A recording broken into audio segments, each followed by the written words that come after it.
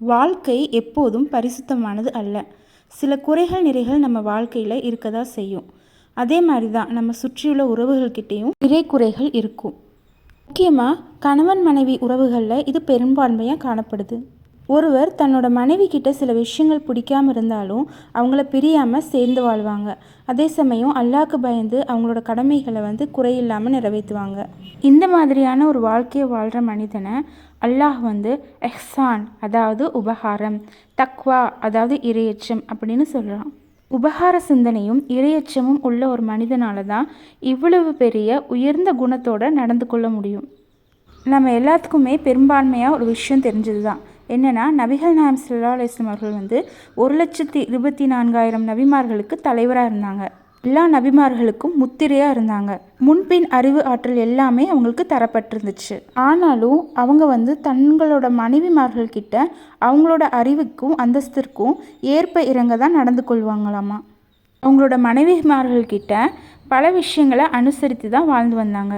மேலும் அவங்க என்ன சொன்னாங்கன்னா, உங்களுடைய மனைவி கிட்ட உங்களுக்கு பிடிக்காத ஏதாவது ஒரு குணம் இருந்தால் உங்களுக்கு பிடித்த வேறொரு குணத்தை வச்சு திருப்தி பட்டுக்கொள்ளுங்கள் அப்படின்னு சொல்கிறாங்க.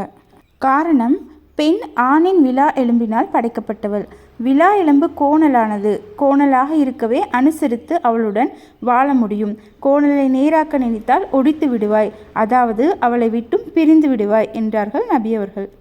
ஒரு சமயம் நபி அவர்கள்கிட்ட நபித்தோழர் யார் ரசூலல்லாஹ், என் மனைவியை ஒரு நாளைக்கு எத்தனை தடவை நான் மன்னிக்கலாம் அப்படின்னு கேட்குறாங்க.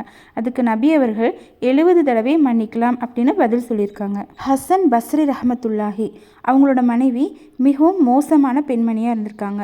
அதாவது ரொம்ப சிறுமூஞ்சியாகவும் கடுகடுப்பாக பேசுகிறவங்களாகவும் இருந்திருக்காங்க. அதை பார்த்து சீடர் அவங்கக்கிட்ட கேட்குறாங்க, குருவே, உங்கள் மனைவி இவ்வளோ கோபமாக நடந்துக்கிறாங்களே, இவ்வளோ கடுகடுன்னு இருக்காங்களே, எங்ககிட்ட நீங்கள் எப்படி வாழ்கிறீங்க அப்படின்னு கேட்டிருக்காங்க. அதுக்கு இவர் என்ன பதில் சொல்லியிருக்காருன்னா, என் மனைவியோட சில மோசமான குணங்களை நான் அனுசரித்து வாழ்கிறனால தான் அல்லாஹ் தாலா எனக்கு இவ்வளோ பெரிய அந்தஸ்தையும் உயர்வையும் கொடுத்துருக்கான் அப்படின்னு சொல்கிறாங்க.